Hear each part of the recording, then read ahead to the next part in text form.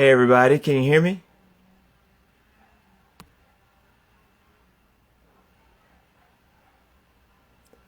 Hey guys, tell me if you can hear me okay.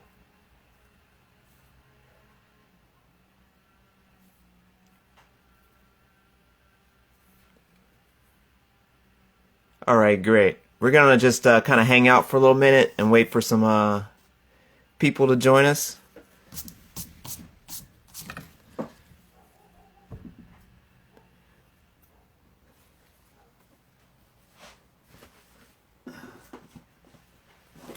I hope everyone's doing alright.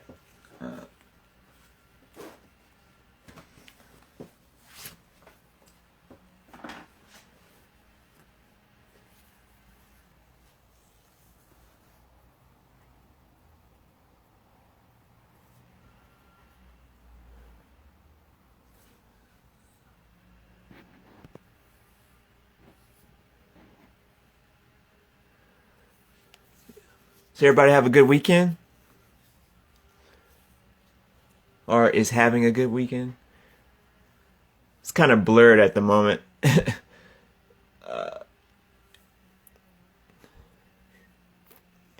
I'm okay.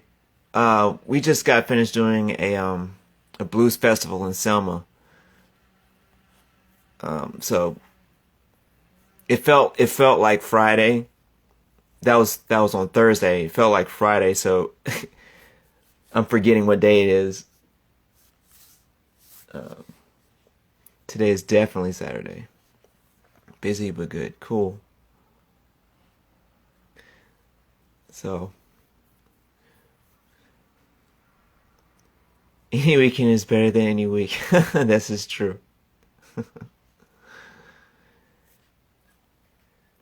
So we're just gonna wait for a little while. Maybe like, I don't know, a few minutes, wait for some more people. And then you can see my face and me wearing my robe.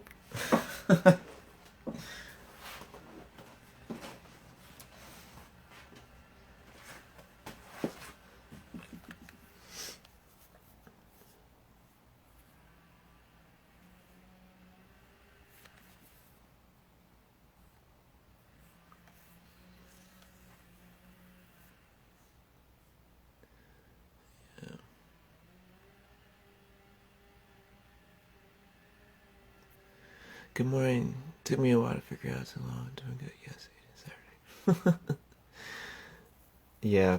It's actually pretty cool it's getting really cooler in the mornings. Um which I guess is good if you like cold weather.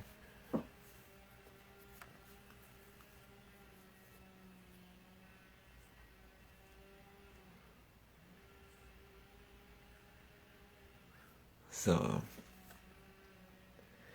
now as I'm showing you guys this stuff, feel free to ask questions and whatnot. Can you talk about your studio practice, creative impulses, and visual concerns while we wait? Sure. Um, my studio practice, creative impulse, and visual concerns. Mm. That's actually pretty much all we're going to be talking about today. Really. I mean, that and any other questions we have. So I really don't. It's kind of funny because I really don't draw every day.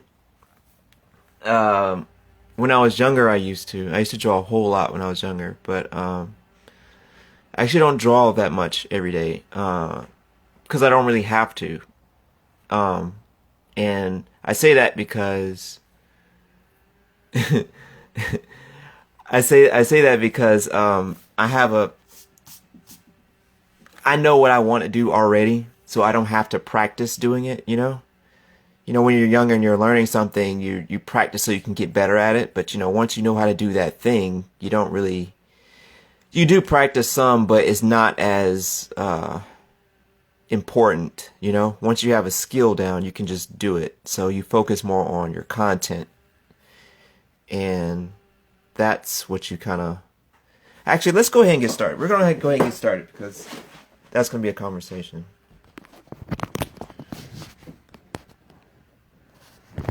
All right. Hey, everybody.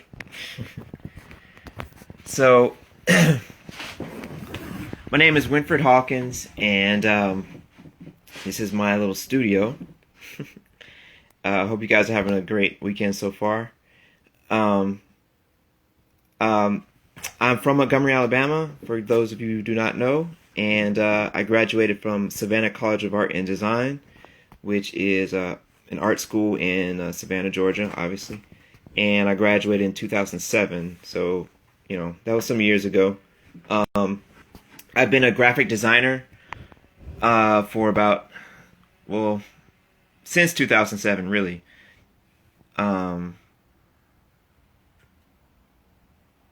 it's my work about. Okay. Yeah, we'll get to it. We'll get to it.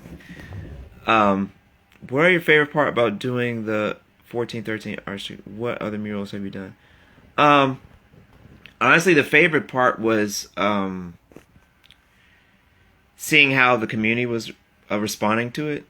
You know, you'll be up there and you're painting, and it's really hot, and you know, people will come by and honk their horn or talk or something like that. It really that community aspect, it feels really nice where, you know, you're doing something and people acknowledge that thing and it seems like everyone's together, you know.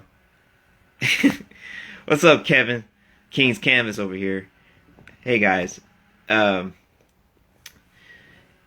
so like I said, right, I graduated from Savannah College of Art and Design, and I've been drawing since forever. I don't really remember when I started. And I started copying from my dad because my dad used to draw, and he ended up quitting because I got better than him, so he didn't want to draw anymore. So that's kind of how that got started. All right, so we're gonna go ahead and get on into it now. Unless if you guys have any other personal questions or, you know, about my background or whatever, just let me know. All right, so one thing that I wanted to, some things I wanted to share today was my process, where I get ideas from, how things kind of start, and also just like the more nitty gritty about what my work is about and why I do what I do.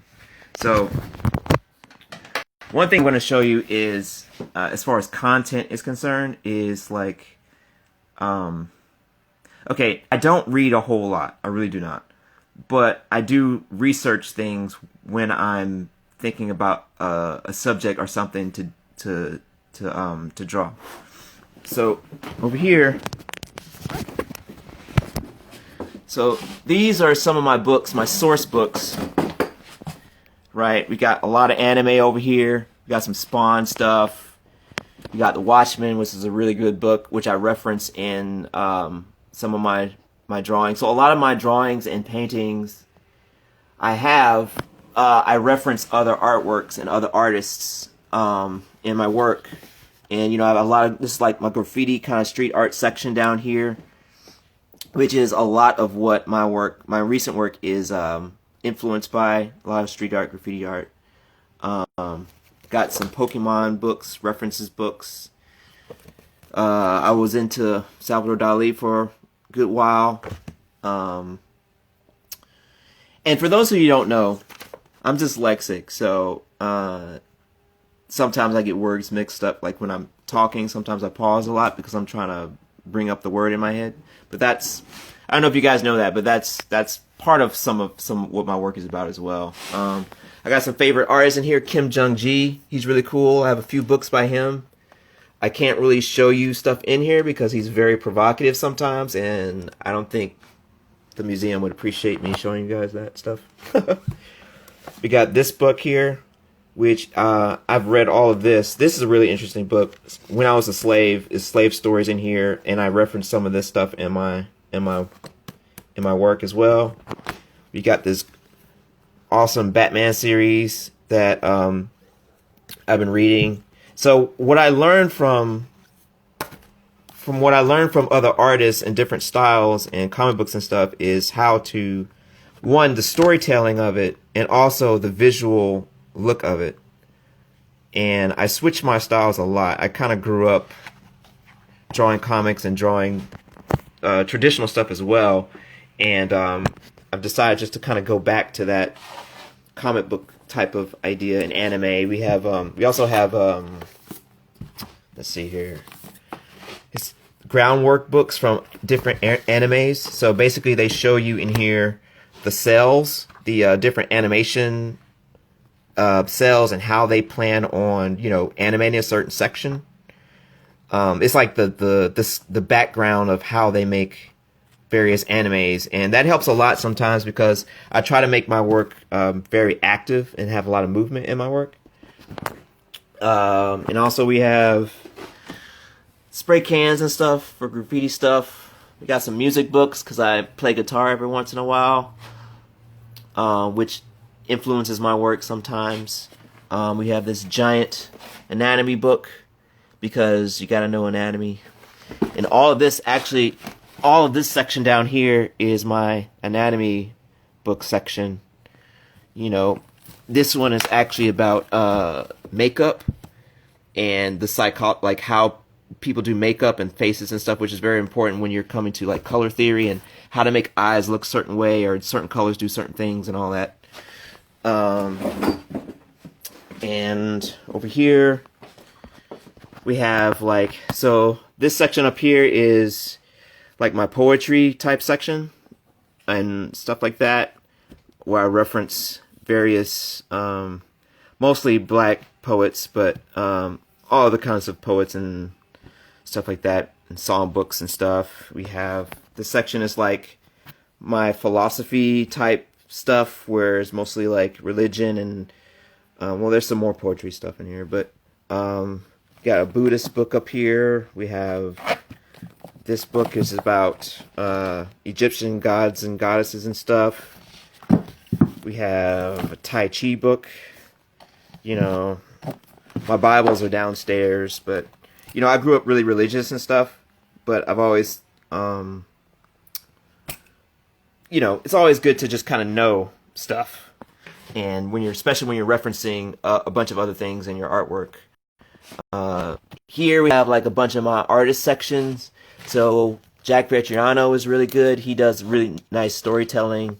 You know, Frida Kahlo, and you know, just all kinds of stuff. Various artists, Caravaggio. You know, all those people. Einstein. He's not really an artist, even though he used to play violin. And some art history stuff. And here's some reference books. These are field guides. I don't know if you've ever seen these old field guide books, but they have pictures of birds and trees, and I know it's upside down here. But various field guides that I get references from as well. So that's some of the research stuff. So the question was asked me how I'm going to put this on this little tripod right here. I don't read, he says.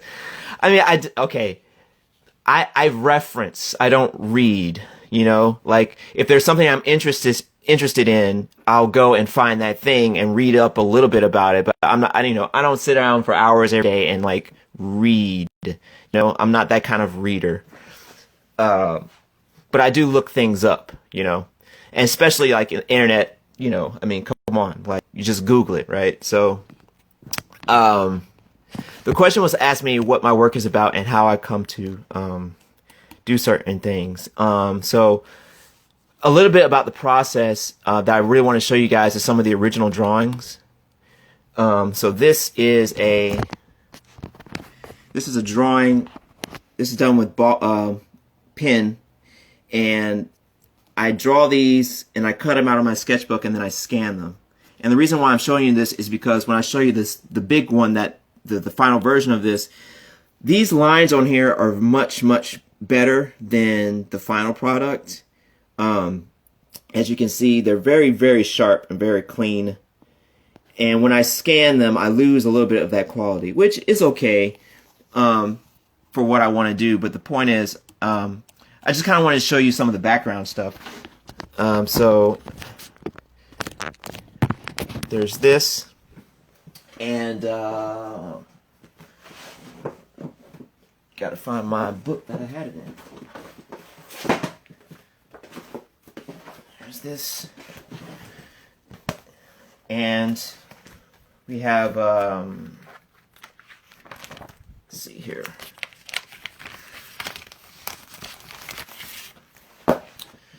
We have some more drawings, right? This is I call him Pokemon. So he's based off of Pokemon, right? Remember I showed you that Pokemon book, right? So I call this the Pokemon, and that's going to become important for a little bit because I'm going to show you the piece that I used him in. And he's got this tin hat on. This, like, you know how the crazy people that wear tinfoil hats and stuff like that? He's got a tinfoil hat on, and he's got little Pokeballs. And for those of you who don't know who Pokemon is, it's basically you have these kids that are running around catching these, like, fictional animals, and they train them and they battle each other. And one of these animals is this guy. His name is Coughing. And Coughing is a poison type Pokemon. Poison and gas type Pokemon. And this is a Pokemon that is ghastly. He's like a ghost and a gas Pokemon. And so one thing about my process that you'll find is just like, okay, I'm telling you all these random bits of information. And to me, being an artist is finding similarities, creating a storyline between things that may not seem to be cohesive, that go together. You find ways to make them go together. So I'm going to show you this. So this is the piece that all of these things go with, right here. So that is, the piece is called WTF 2020, and it's called there's another word that goes with it, but so that's the Pokemans right here. He's got his little mask on because of COVID, and you have the Pokemon references, and the Pokemon have COVID, and they're spreading the poison everywhere. And you have another little Ghastly, and these are his Pokemon that he's captured. And you know, you have the little bird, the twit bird, the twit monster, you know. And so this piece is basically about things that have to do with 2020 this year, basically. And it's not really a commentary on politics per se. It's just how I was feeling about certain things at the moment. So you have the toilet thing. You have like Democrat, Republican symbols on there. That's my graffiti tag name. It's Akachi is on there. It's a commentary basically about words and how people act with each other and all that kind of stuff. This is my little dumpster fire down here. He's crying. You know, this thing with the ballots and the voting stuff, you know, and all that. Got a little 2020 down there. So that's kind of how, and this is a it's a 2-panel board. I had a friend make this board for me, and it connects with these things here, and it slides together so I can fit in my car because it's pretty big, and my car can't really fit it all in there without it taking apart. So yeah, that's kind of the process as far as how I come up with certain things. Let me scroll up here, see if I've missed anybody's questions up here.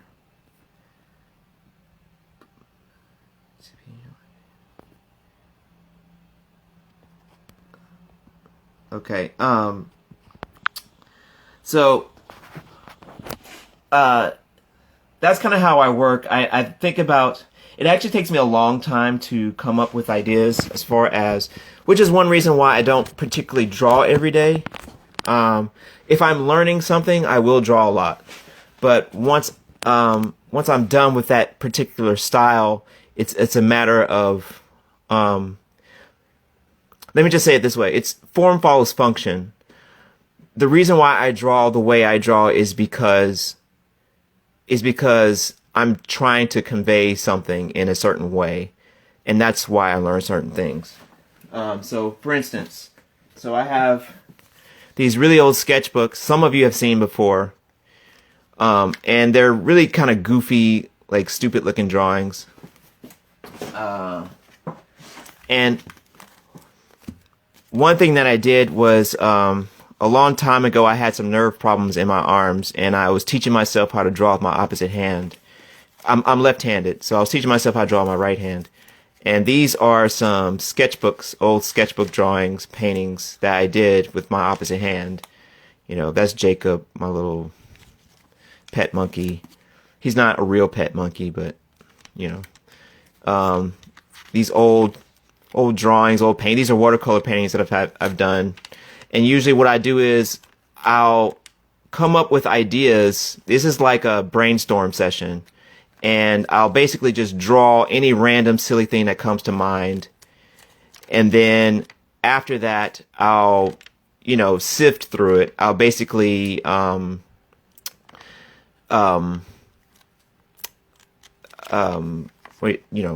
refine it.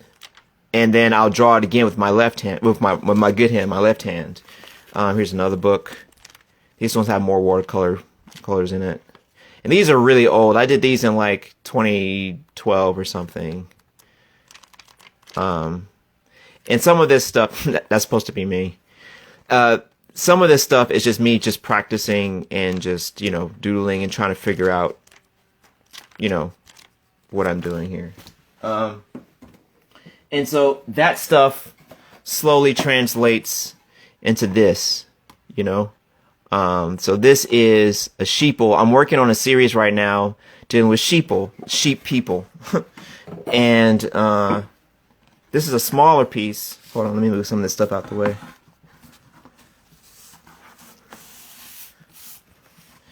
So this is a smaller piece that I did. Sometimes I'll do little smaller test runs before I do a bigger one. And this is just some wood. I always do these on wood because you can scratch it and you can sand it. That's where I get this texture. It's like, you know, spray paint and acrylic, you know, and palette knives, and I'm scratching it and sanding it and doing all kinds of stuff. And here's another one that I did a while ago. And eventually I'll post these, but here's another one. And these are, like I said, these are sheeple, and I'm going to show you some designs, some sketches that I did before I got to this point. I really like this one. That guy's cool.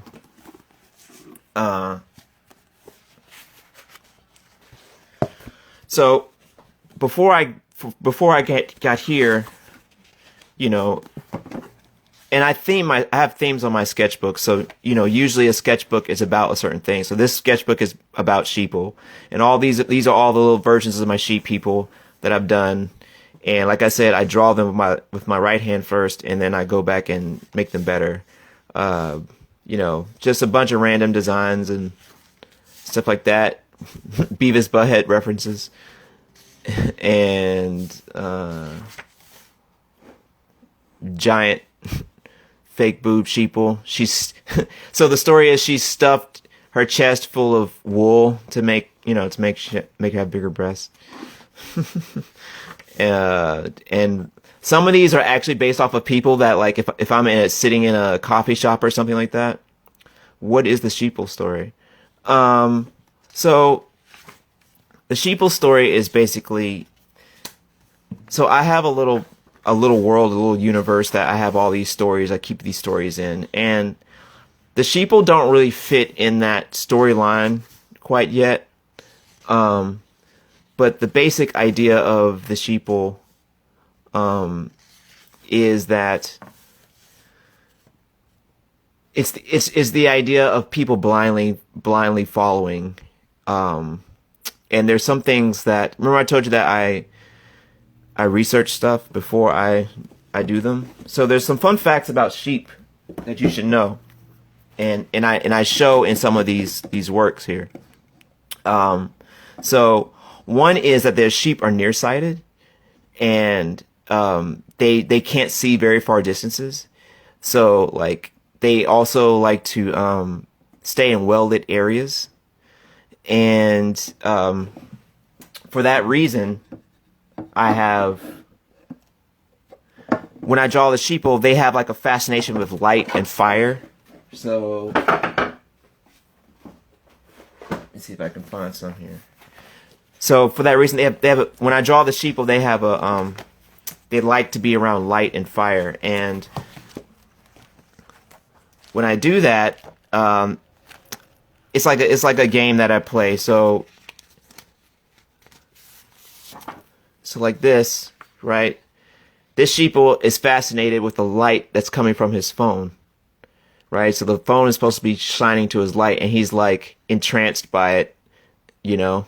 And there's a little butterfly down here that's trying to get him to grab his hammer and smash the phone because it's like turning him into like a drone or a zombie or something, right? And you have this other little sheeple back here. He's like, oh my God, what is this guy doing? You know, Jesus. You know, which is also a reference to modern day, like kids who are always on their phone and they don't know anything and they're just like constantly on their phone. Same thing that people used to say about my generation of playing video games all the time, like, oh, you're gonna rot your brain and all that kind of stuff. It's a throwback to that, and I also put in slave references a lot in my work. Remember I told you I was reading that book, those other books about when I was a slave. So you see references to other books that I've read and stuff like that, and I put them in there. Let's see. So there's one that I'm trying to find here. So remember I told you sheep they like well-lit areas. So in some of my pieces, this sheeple was staring at the sun, and he stared at the sun so long that his eyes caught on fire. And he's like screaming and his eyes are on fire, which is part of the joke. So we live in the South, right? And I'm just gonna leave this one out real quick. So the fascination with here's where religion in this series comes in, is that in the Bible, right, or in religion generally, we have this idea of light, and light is truth, and light is like, you know, being awakened or whatever. And so in the sheep series, it's like, you know, that old saying where it goes, you're too heavily minded to be any earthly good type thing. It's a play on that. So you have sheeple who are trying to get to the light, or who are so like preoccupied with, you know, this light source that they're destroying themselves. You know, they're killing themselves and they don't know it. Which is some things that can happen in religion and in politics and really anything, honestly, is where people get so single-minded on one thing that they miss the big picture and they blind themselves. So this is another one, you know, his eyes are on fire. Anybody else have any other questions for me? I don't want to, we only have 30 minutes, so I'm trying not to, because I can talk, guys. I can talk for a long, long time. Behind the works. Thank you, Winfred. Yeah, no problem. The other thing that I do, so I'm going to go to,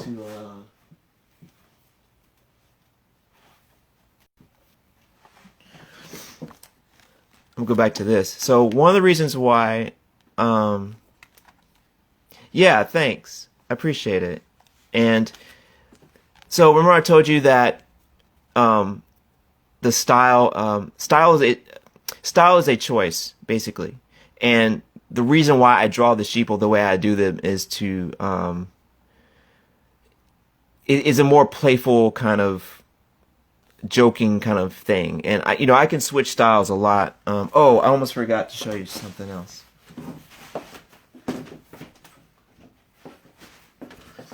So this is a good segue. So notice how these are drawn. They're more cartoon-like, more childlike. I mean, childlike as in the way I've drawn the eyes and the nose and the features and stuff. It's not very realistic. The next thing that I'm going to show you isn't very realistic either, but to me, it's a little bit more involved than this. And this is this idea of where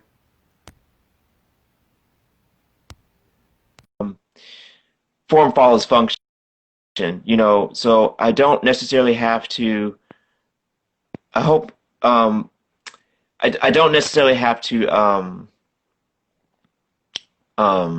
sorry, I just lost what I was about to say. It's all right. Anyway, I'm just going to show you this. So, all right, so some of you may know that in the Red Clay Survey this year, I won Alabama Artist Prize in this competition, or this show in Huntsville, Alabama, Museum of Art, and it was hanging up there. And this is one of the pieces that won. Thanks. This is one of the pieces that won, right? And is about battery baby. So in one of my sketchbooks, remember I showed you those watercolor sketchbooks? It has a drawing of this little baby that I made that's like part machine. And the story behind this is it has to do with there's these people in another world and they have this crazy technology and they find this portal and they go to this land called Limbo. And in this Limbo, there are these little sprites, spirit little things, and they capture them and they put them in these machines and it helps power their world and create energy and stuff for them. And they're in these machines. The reference for that is basically it's another nod to slavery where a people go to another country or another land,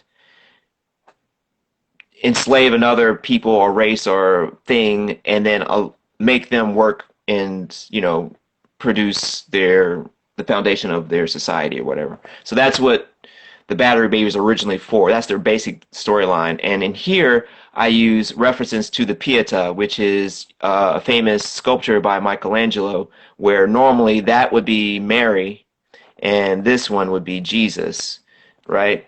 And it has this one of the commentary of this series. The series is called Blue Line Complex, so it's obviously about this whole thing about police and authority and all this stuff.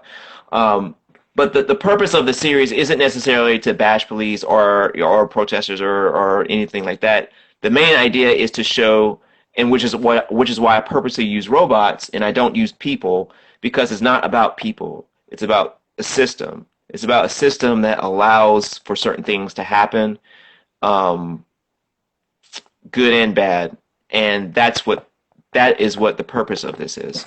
So here is actually the original piece right here. So it's fairly large, and as you can see, he's holding a little battery baby, and he's falling apart. Look how big that is. Look at my hand. That's how big that is. And the little parts are coming apart. He's still barely alive, and he's got Hero written on the vest of the robot. And so the story behind this robot specifically is that this robot used to be one of these guys, and this robot is basically, so what happens is as the battery babies are living in the side of this machine, they kind of clump together and make like a consciousness. And once they get too conscious or aware, they begin to manipulate the machine and do stuff that the people of the world don't want them to do. And so they initiate the Alex program, and which is that Alex. And Alex is basically, my middle name is Alan, so I just modified my middle name to make it Alex. And number 9 is, a holy number. It's like they use it a lot, like Shakespeare and a lot of old school, playwrights and stuff use 9s and 3s a lot because you have, it's a godly number, a holy number, that kind of thing. So basically, they use the Alex program on these guys, and they turn them into these overseers that try to keep these guys in line. So once these guys become too sentient, they turn them into these, and these help control them. So they use them against each other, kind of thing, which is a whole other political, social construct and all that stuff. So, and this is some of the, like when I told you I sand everything and like scratch away at it and all that.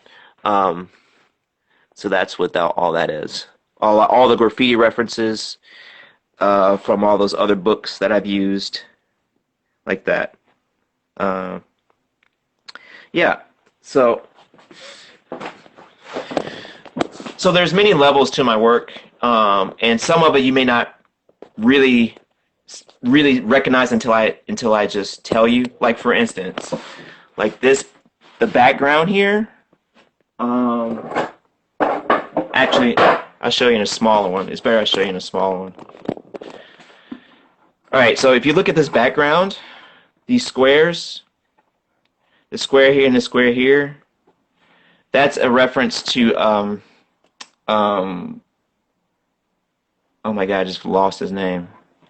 It's like every time I try to say a name on purpose, I forget it. That's a reference to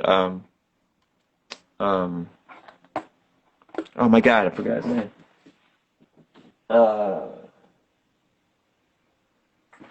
Well, that's a reference to another artist. I'm forgetting his name right now. This thing has to do with the numbers. I have the same problem, yeah. Rothko. There we go. It's Rothko, right? So you have the giant color field studies of Rothko. Then one of the reasons why I don't particularly, I'm not a huge fan of Rothko, but I'm a fan of what he stands for, as far as the reason why he did these huge color field studies. One of the reasons was to force the viewer to analyze and be enveloped in this color, these colors that he would paint. And he also saw it as a way to poke at the institution of how art is. Basically, you have these huge Patreons. They have these huge Patreons, and he didn't like, the elitism and all that stuff. And this is sort of a reference to Kandinsky as well. So we may be running out of time for a little bit. So let me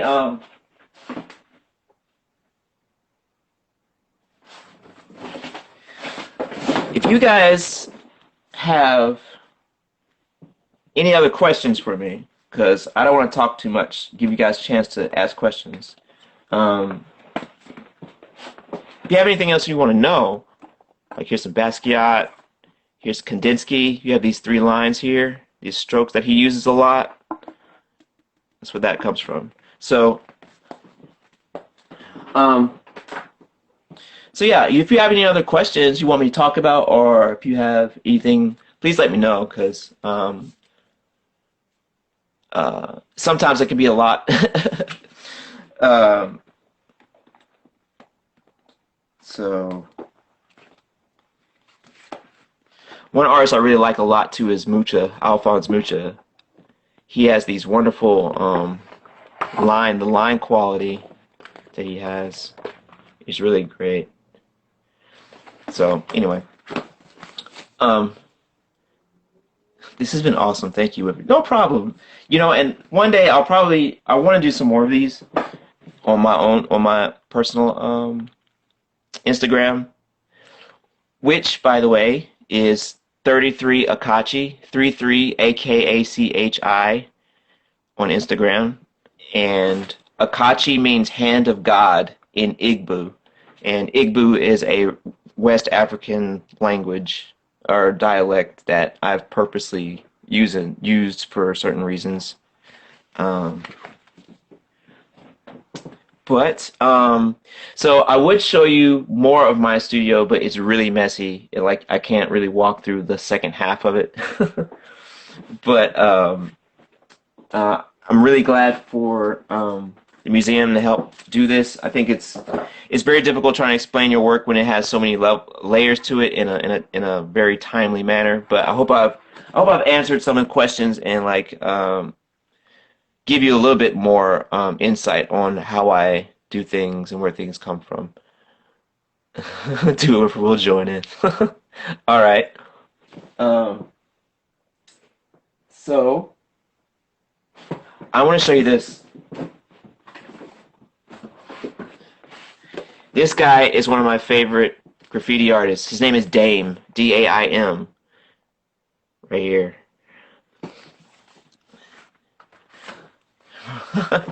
Thanks, I appreciate it. Uh, so, let me take this off.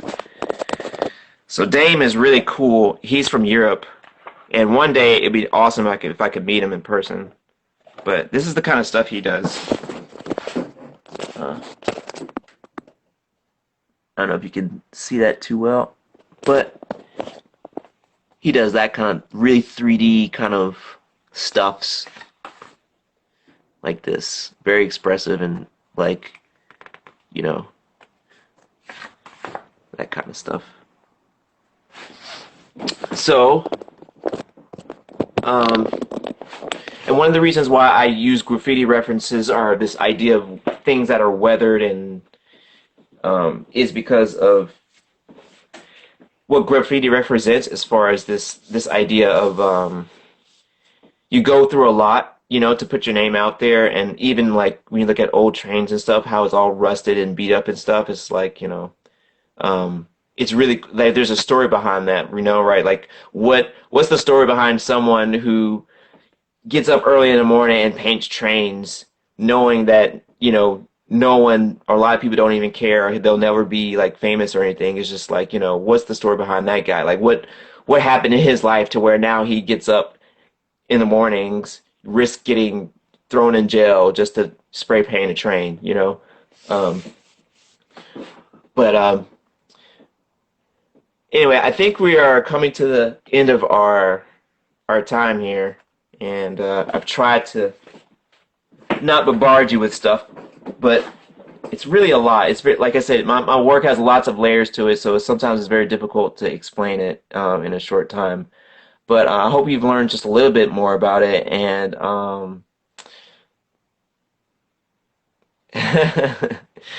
thanks, Tara. Um, I hope I've shed some light on some things, and I'll probably do some more of these eventually.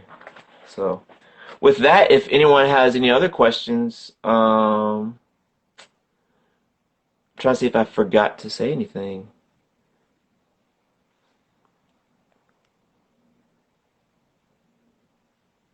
We have, thank you. No problem.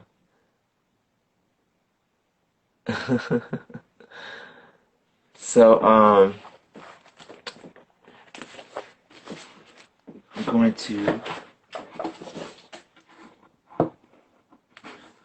She says, "I'm okay" on her shirt.